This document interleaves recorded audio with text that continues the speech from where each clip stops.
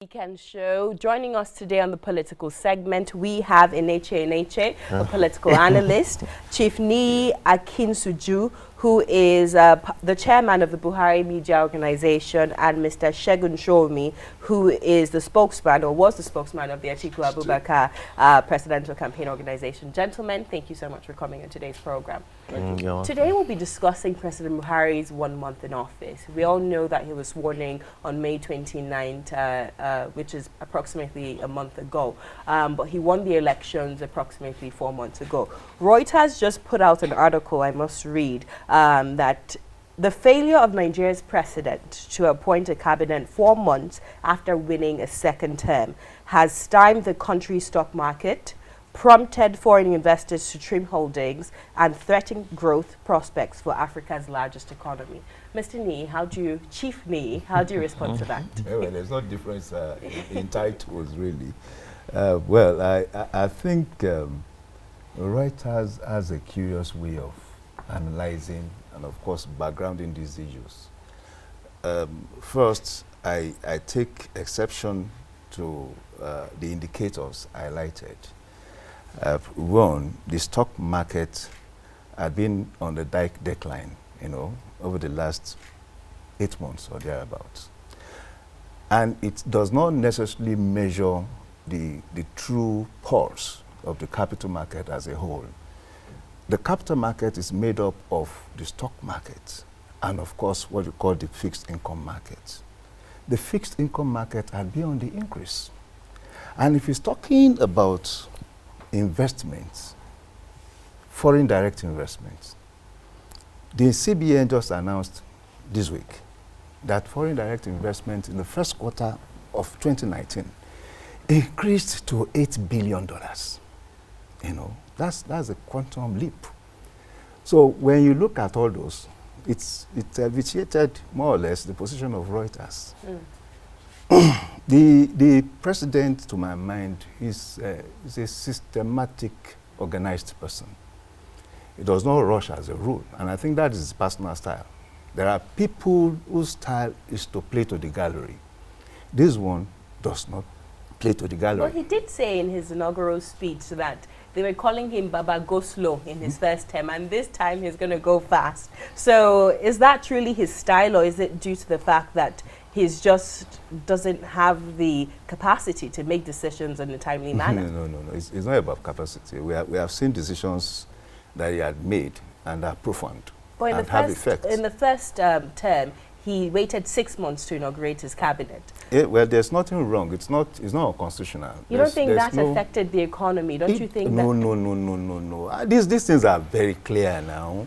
See, by 2015, there were obvious signs we're going to a recession. So do you advise the president to wait another 6 months? Or I am not 5 months? advising, but the situation, the circumstances are different. What is going on now is a study of the handover and all that. I am sure in the next few weeks we'll be talking of a cabinet. I am very sure of that. But it's also important you did an audit, of your last cabinet. You won't believe that the security agencies are actually investigating some members of the last cabinet. And I think it's just proper that the president did an audit. One, the president is trying to establish a new template in governance. And that is reflected in the stability of his cabinet, a stable tenure. Yes, but after 4 months of winning, I think what that. The point Reuters is trying to say, after 4 months of winning, you would think that he would have already set these things in motion. Mr. Showunmi, let me bring you in here to react. Do you agree with Chief Niyi on his stance on this issue? No reasonable Nigerian can agree with that. First things first, the president does not have the difficulty of 2015. It could be said in 2015 to need to study the handover note, get a hang of how the structures of the government. He's been out of this play for close to 30 years. But right now, he's basically like staying in the same office, on the same bed, within the same set of parameters that he's been running. And he had like 4 months since he's been declared, albeit we disagree, we think he didn't win. And it's 1 month after he's also been handed over, he's done the ceremony and all that. I think the president thinks that governance is a stroll in the park. And I think the president is not looking at what's going around the world. Almost everywhere else you turn in the world, government has keyed in to the fact that the world itself is in the fourth industrial revolution. And I need to break it down so that they understand, my colleagues understand, the listener understands. The space and the time that the analogies of ICT plus technology and development is moving is very fast. Governments can't be this sluggish. It is inexcusable. If you forgive him for the audit of the ministers, are you going to forgive him for the audit of his special advisors on communication, on his chief of staff, on the basic titles that he has to carry that doesn't need anybody? He has appointed those. Just yesterday. Listen, when we discuss the country, we discuss it because of our love and our hope for the country. Let me use one of their policy somersaults to demonstrate the danger in not having a cabinet on time. A couple of days ago, they came up with a ROGA policy. They don't have a communication infrastructure properly in place to be able to do the education required to convince and explain to people what it is. They have run with it and they've now done to do a somersault. Their so-called poster boy, the vice president, seems to be more concerned about his own look-good reputation, and he has taken the government, he's thrown them under the bus. If they had a cabinet in place, a minister of agriculture would have probably done the calibration between the policy and the implementation. If they had a minister of information in place, he probably would have run all of the explaining what it means. Look, we may tolerate indolence, but we have to understand that it has a cost. The capitals of the world and the investment climate of the world usually look for an opportunity to take a breather when there is a change in government or there's a new cabinet. They're looking for the direction of that cabinet. And you cannot take 4 months after you want to give direction. You cannot take more than 37, 38 days before you start to make this small set. And please, compare yourself with South Africa. Compare yourself with Rwanda. Compare yourself with Ghana. Compare yourself with everywhere else in the world. We cannot be acting as if we have all the time to keep at this indolent pace. The president needs to understand he has started earning a salary for the second time since May 29th, and he cannot take all the time in the world. Enenche, you've heard both arguments. You've heard Chief Niyi, you've heard Mr. Showunmi. What's your point of view on this? All right, my point of view is this. To my left is my brother from APC. Let me just use that one. To my right is my brother from PDP. And it's obvious that their views, it's normal for their views to have kind of a political allegiance and colorations. But me, I'm talking now as a Nigerian. I don't have any allegiance to any of these political parties or any political party out there. I think as a leader, a good attribute, a good quality of leadership is your ability to inspire. When a leader is losing his ability to inspire followership, then he's taking oxygen out of the life, that fuels the leadership. I think basically in Nigeria, to what I'm seeing leadership, a leadership who thinks more of position than inspiration. We are looking up to, when something happens, we look up to Nigeria, we look at the leadership. We want inspiration. And most times when we look at leadership, what we get, I don't think is far below average. I'm talking as a Nigerian youth. I'm not talking as a politician or anybody. When something happens in Nigeria, the first place you look at is your leader. What's your leader saying? And you look at times you don't hear, or when you hear, you just find it. That's it. And to my brother in the left here, what he said is true. President Muhammadu Buhari as a person is kind of person, I think, is so scared of doing mistakes. And in the process, probably putting the national interest, I don't know, national convenience, in a tight corner. That's his person. But as you enjoy the strength of your leader and pay for his weakness. Every man, all of us here in this hall, we have strengths, we have weaknesses. If we are put in that position, the followership will enjoy your strength and enjoy your leader's weakness. We've seen it. We've seen his strength. Do you agree that the president is scared of making mistakes? That's why he's slow to act. It should be, yes. I think that is. He had also said that is a man that is fundamentally committed to a course of action once he's decided on it. You seldom see the president took a position and revert on that position. It's the nature of the president to be careful and take his time to take a decision. And when he takes that decision, he stands with that decision, no matter what. Because first, he believes he has been persuaded. And that's why he also consults widely before he takes a decision. But the Ruger settlement is contrary to what you're saying right now. It is not. The Ruger settlement, the presidency called back the Ruger settlement. It is not. The Ruger settlement is supposed to be an extension of the larger National Livestock Transformation Plan. If you look at the NLTP, it's a wider universe, exactly, of the livestock transformation plan. The Ruger is principally an extract from that. No, but the implementation, as it were made, taken away from the philosophical undercurrent of the NLTP. And that was why the president had to intervene. The NLTP has like 6 major dimensions. The dimension of addressing the issues of IDP, that was a fallout of the herdsmen-farmers clash, consulting the community, and of course, demanding that the governors approach it and give approval, not that the federal government will approach the governors, So it's, and then, of course, the emphasis on the settlement was to be ranching, principally ranching, and with different clustering methodology.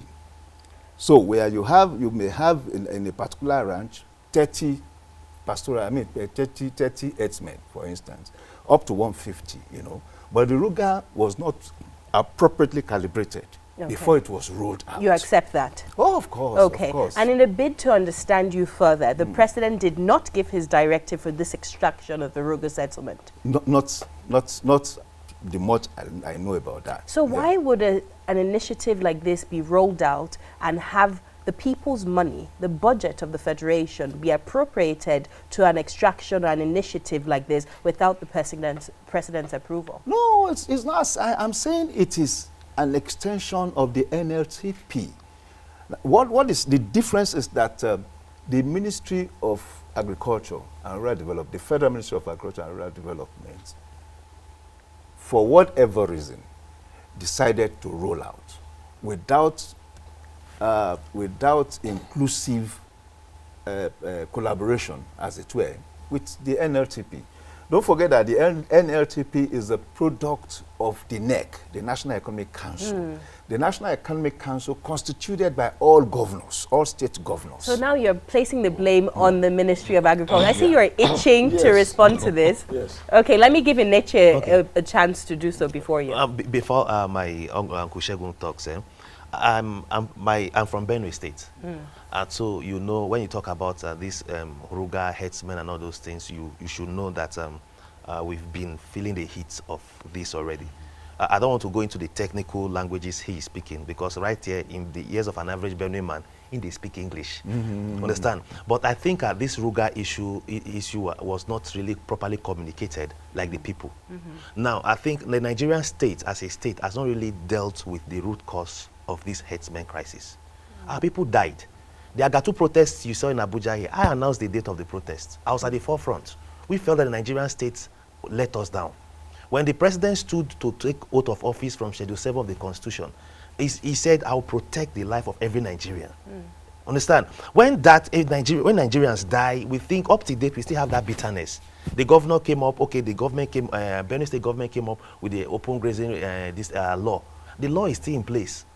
We just saw signboard coming up, and thank God that they suspended it. What I'm just saying there is this: I grew up to know Fulanis. They come around, we interact with them. They kill animals, they give to animals. Those days, the Fulani people, the real Fulani people, are peace-loving people. Grew up to know them. But I think that because the Nigerian state has not really holistically attacked the root cause of this Fulani, this crisis, this herdsmen crisis. Bringing Ruga, understand, just to use one of the words, it's like one of the words of our people back, it's like spitting on, at the grave of our people. So if Nigerian government should know this, I'm speaking like a Nigerian, I'm not speaking as a political party man. If until we attack the root cause of this crisis, until those people who died, we've seen the hand of justice, our people will continue to be hostile to anything. So what I'm hearing from both you and Chief Niyi is that a lack of communication, you do agree, caused this uproar about this Ruga settlement. But you have shifted blame to the Ministry of Agriculture, which I do not totally agree with. I see Mr. Showunmi wants to respond to that. Let me give you an opportunity to do that. This is one of the reasons why other nations don't waste time in putting in place a full cabinet. What exactly is the responsibility of a minister or a commissioner in a state? It is, in my opinion, to carry the directive principles and ideology of the government, of the party that has installed it, and ensure that the civil service, the bureaucracy, follows through. Now, when you have a desire to run something as complex as, in my opinion, not so well thought through as you're trying to do, and you then don't have the safety of the Minister of Agriculture, whose responsibility would have been probably dovetailing from whatever it is that you're saying in cabinet, to go back to the ministry and say, this is the intention, this is how you now ask, who's to blame but the man who didn't put his government in place? That's the first part. The second part, you must understand that the mindset by which you put up a policy must almost immediately direct precisely what the issue is. The federal government pretends, the Buhari government, let me not just add everybody to it, pretends as if looking for a solution to expanding our business around animal husbandry and cattle is the biggest challenge before us. No. We're looking and we're seeing before our eyes that social destabilization has started taking place with sometimes grave consequences. Let me give you some. You can't be president of a nation and tolerate the shaming of an entire ethnic group because of the criminal activities of a few who should be called out as criminal. Because he's handling it badly, it's as if the entire Fulanis are now the victims. On the other hand, you cannot come into a nation that is as charged as Nigeria with your particular body language of excessive nepotism, which may sometimes give the impression that you are aiding and pampering people from your ethnic group, and then come up with a policy when human beings have died all over the place and call it a name that requires people to be afraid. If you want to have a policy of this nature, what stops the federal government, if they were thinking, what stops them from allowing each of those areas to call their ranch a local name that immediately communicates what the intention is to the people? Again, if you had your Minister of Information and your complete infrastructure in place, maybe one of them would have smartly said, Excellency, is too risky to go this way. And then when you are a part of government, Oshibajo, His Excellency Vice President, is running on a joint ticket with the President. With the greatest respect and profound respect to him, I find that he seems to be very carried away with this his poster boy imagery, that he's very, very quick to throw his own government under the trailer. Because when you watch it, you will notice that he could have used the tunnel mechanism to call the ministries to order that, hey, what's going on here? Instead of distancing himself from the Ruga thing that now left a Pandora box where everybody, especially ethnic jingoists, are now beginning to threaten the country, and the president naturally again is absent. Look, we only have one country. We believe that the president did not win the last election. We're in court trying to resolve that. But in the meantime, as guardians of this joint heritage, we will not sit down and keep quiet. We'll continue to nudge him that while you are there, hurry up, dude. It's not a stroll in the park. Things are happening around you. Look at the other nations of the world. They cannot be in a hurry for nothing. You cannot come to public space in a country with Nigeria, with all of the issues we have around development, unemployment, insecurity, social stabilization, this, and then say to us that you are going to so lackadaisically sit down and be thinking for the next 30 years, so that after 30 years, again, like he did the last time, produce a lackluster cabinet. And you just wonder, he spent 6 months to produce this? He has just given us a list of members now. People he could have announced the very second just to show us that there's some activities. Who is in charge of his, who is the special advisor for information, or what do you call it? Additional is acting on his own. Nobody has appointed him. Just a couple of days ago, he just appointed his chief of staff. Now he's telling us he's appointed official photographer. He's appointed official cleaner. He's appointed official cook. Is that where the work is? Well, you know, I was watching an interview with the president of the IMF, the International Monetary Fund, Christine Lagarde, and she said for developing countries, what's most important? All these subsidies that we're talking about are not as important as the basic amenities, the infrastructural development, good roads, good schools, good hospital, access to electricity, clean drinking water. So when we're talking about the president's 1 month in review and, you know, the progress, you know, thereafter, I specifically want to juxtapose that with the development, the infrastructural development we see in Nigeria. What are the president's plans and how quickly would he act? We have less than 4 years now to act, and I'm sure you do appreciate the sentiment of the people you share the panel with, that the president must act fast. And I understand that he does not want to make a mistake, but it is highly necessary for him to take certain decisions in a timely fashion. I love opposition. It gives you the opportunity to express verve and some vehemence, you know. Of course, even when you know the obvious. So I would excuse of the exuberance of my brother, and of course try to talk to cold facts.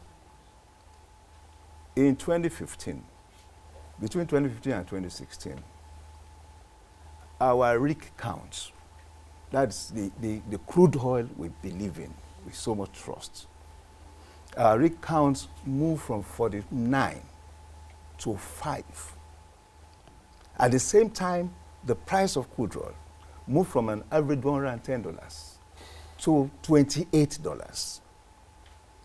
4 years after, at the last count, our rig count had gone up from 5 to 49. And that figure was just given about 2 weeks ago. Last time I was there, we were bothered at the volume of our crude oil. We were bothered that it was still below 2 million. I can report now that it is 2.3 million barrels a day. That is a precedent that I've been working with a cabinet, ostensibly, perhaps from the point of view of my brother, that is lackluster. No. This president does not make noise. It works, and you see the results. And what is the result? You are talking of infrastructure. When did we just wake up to announce to the world that we have infrastructure deficiency? At the last count we have up to $100 billion infrastructural deficit in Nigeria. It means that we should be spending an average of $10 billion on infrastructure every year for the next 10 years. Now we don't have the resources to do this from our normal, traditional revenue earning points. It is this government, over the last 4 years, that had created a new commitment to bridging infrastructure. How? And we can say that so far, and how? Yes. Let me tell you this, between 1999 and 2015, I want, okay, the PDP presidential spokesperson is there. How many kilometers of road were the legacies inherited by this No, I want to know what you're doing. At this because time, I'm we are aware doing that the APC government now, the Muhammadu Buhari administration, is using 70% of our generated revenue to service debt, to service loan. So that's number one. So if you're saying that you're Hold on one second. You cannot, if you say, no, I'll give you an opportunity to respond. It's a fact. No, it's a fact. No, so it's not a fact. Hold on one second, I'll give you an opportunity to respond. So if you say that we need $10 billion to meet up to our infrastructural deficit, bridge our infrastructural deficit, I want to know how you intend to do this. Where are we coming from? Okay, let us assume, without agreeing, that we spend 70% of our generated revenue to service fund, to service loan. The loans have been collected. The loans are being applied. That's a difference. So what money do you have to embark on this infrastructure project? That is what I said. The loans were collected in the first instance to build and to provide infrastructures.